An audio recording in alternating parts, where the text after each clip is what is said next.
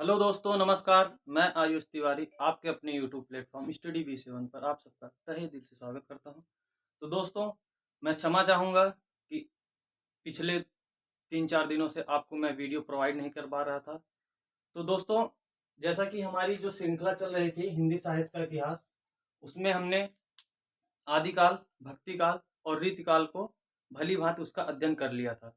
तत्पश्चात हमने आपको दोस्तों कहा था कि उसके बाद हम जो ये आधुनिक काल है उसके विषय में हम चर्चा करेंगे।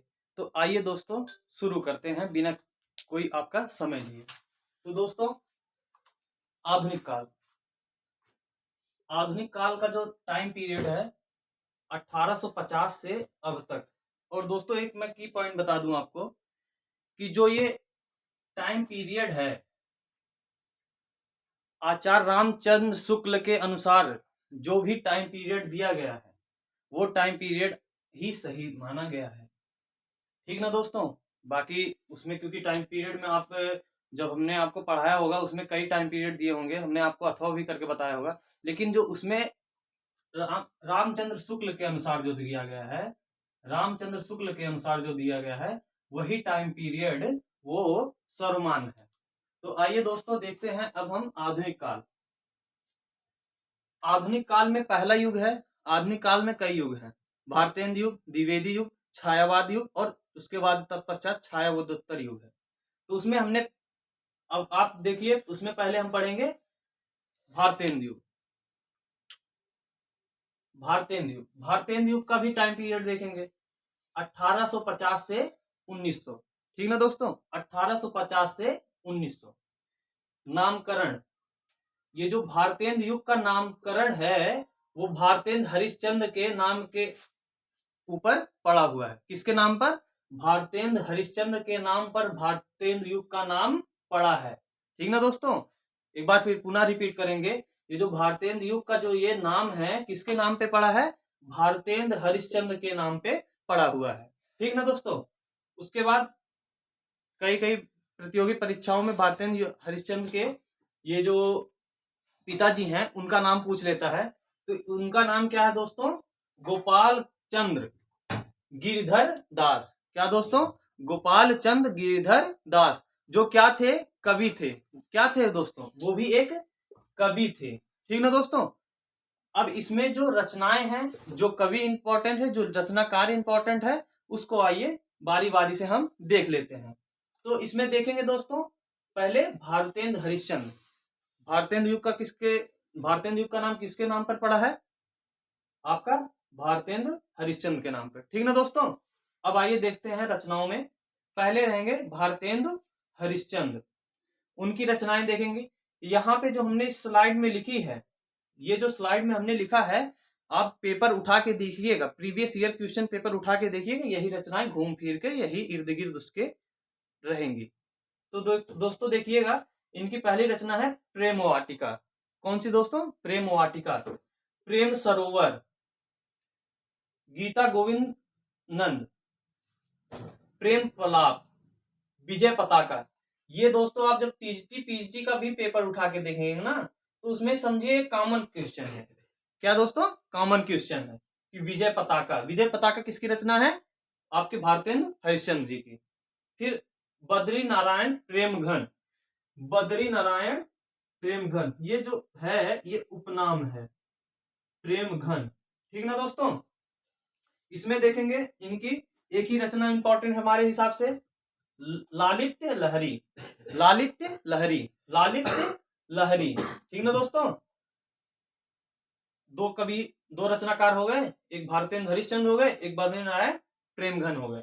उसके बाद देखिएगा दोस्तों, एक ये भी बता दे रहे हैं आपको, आप जब प्रीवियस ईयर क्वेश्चन पेपर उठाएंगे तो उसमें ये पूछता है कि भारतेंद्र युग या भारतेंद्र हरिश्चंद्र के समकालीन कवि या रचनाकार कौन थे? तो उसमें प्रताप नारायण मिश्र, अंबिका व्यास दास, राधा कृष्ण दास, ये सब आपको ऑप्शन में जैसे 3 दिए रहेंगे, उसके बाद एक नहीं दिया रहेगा, वो अपने हिसाब से आपको चूज करना पड़ेगा। ठीक ना दोस्तों। उसके बाद हमने बोला कि क्या, ये प्रताप नारायण मिश्र, भारतेंद्र हरिश्चंद्र, बद्री नारायण प्रेमघन, और उसके बाद लालित्य लहरी किसकी है? प्रेमघन की, ठीक ना दोस्तों। प्रताप नारायण मिश्र की देखेंगे मन की लहर, मन की लहर, लोकोक्ति शतक, लोकोक्ति शतक, लोकोक्ति शतक, श्रृंगार विलास, श्रृंगार विलास, पुष्पावली। ये जो पुष्पावली है प्रताप नारायण मिश्र की बहुत ही इंपॉर्टेंट रचना है। पुष्पावली जो है प्रताप नारायण मिश्र की बहुत ही इंपॉर्टेंट रचना है। अंबिका दत्त व्यास, अंबिका दत्त व्यास की पावस 50, या आप देखेंगे पावस 50 लिखा रहेगा, ठीक ना दोस्तों। एक है सुकवि सतसई, सुकवि सतसई किसकी रचना है? अंबिका दत्त व्यास। अब नेक्स्ट आप देख लीजिएगा राधा कृष्ण दास। कौन दोस्तों? राधा कृष्ण दास। किस युग से रिलेटेड? भारतेंदु युग से। भारतेंदु युग का नाम किसके नाम पर पड़ा है? भारतेंदु हरिश्चंद्र के नाम पर। भारतेंदु युग हो गया। और भारतेंदु युग किसके अंतर्गत आता है? आपका आधुनिक युग। आधुनिक युग का टाइम पीरियड क्या है? 1850 से अब तक। भारतेंदु युग का टाइम पीरियड क्या है? 1850 से 1900, ठीक ना दोस्तों। अब देखिए यहाँ पे हमने आ गए थे राधा कृष्ण दास। इनका है भारत 12 मास, भारत 12 मास, देश दशा, और ये जो एक रचना इनकी है कंसवध, जो कि अपूर्ण रचना है, और ये आपके लिए बहुत ही इंपॉर्टेंट बन जाती है, क्योंकि विभिन्न प्रतियोगी परीक्षाओं में इस हिसाब से आपके पास प्रश्न आएगा कि कौन सी ऐसी रचना है, किसकी? राधा कृष्ण दास की कौन सी ऐसी रचना है जो अपूर्ण थी। उसमें आपको 3 उनकी रचनाएं देंगी, 2 रचनाएं देंगी, और तत्पश्चात उसी में दे दिएगा आपका कृष्णवध, कंसवध, जो अपूर्ण रचना है, और ये आपका सही होगा, ठीक ना दोस्तों। आशा करता हूं इस स्लाइड के माध्यम से आपने आधुनिक काल के, अभी आधुनिक काल बहुत बड़ा है। आधुनिक काल में हमने आपको बताया ना कि भारतेंदु युग आएगा, भारतेंदु युग के बाद द्विवेदी युग, द्विवेदी युग के बाद छायावादी युग, छायावादी युग के बाद छायावादोत्तर युग, ठीक ना दोस्तों। अब दोस्तों मैं आशा करता हूं कि आप भली भांति इसको समझ गए होंगे और मेरे द्वारा पढ़ाया गया आपको समझ में आ गया होगा। तो एक बार पुनः रिकॉल कर लेते हैं। आधुनिक काल का टाइम पीरियड क्या है? 1850 से अब तक। भारतेंदु युग इसमें नंबर 1 पे, 1850 से 1900। नामकरण भारतेंदु हरिश्चंद्र के नाम पर इसका नामकरण हुआ। उसके बाद इनके पिता का नाम क्या है? गोपाल चंद गिरधर दास, गोपाल चंद गिरधर दास।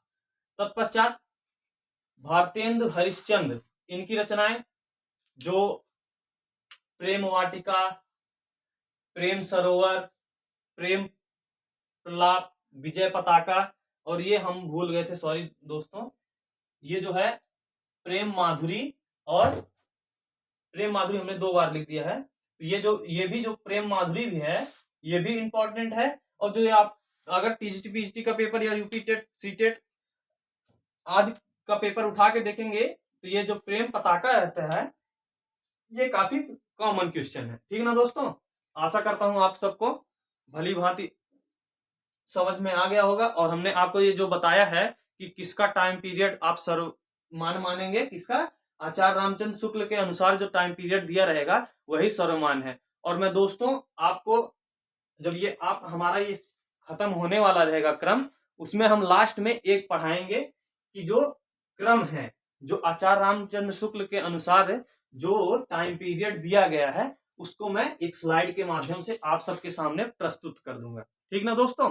तो इसी के साथ मैं दोस्तों अपने वाणी को विराम देता हूं, और मैं आशा करता हूं कि आपको भली भांति समझ में आ गया होगा। तो दोस्तों इसी के साथ मैं अपने वाणी को विराम देता हूं, मिलता हूं नेक्स्ट वीडियो में। स्टडी V7 से आपका यूं ही प्यार लगा रहे, जुड़ाव बना रहे, और प्लीज अगर मेरा चैनल आपको अच्छा लगे और आपको मेरी मेहनत पर विश्वास हो, आपको मेरी मेहनत अगर सुकार्य अच्छी लग रही हो तो प्लीज मेरे चैनल को सब्सक्राइब करें, लाइक करें और शेयर जरूर करें, जिससे मेरा भी मनोबल बढ़ेगा और मैं दिन प्रतिदिन। और दोस्तों मैं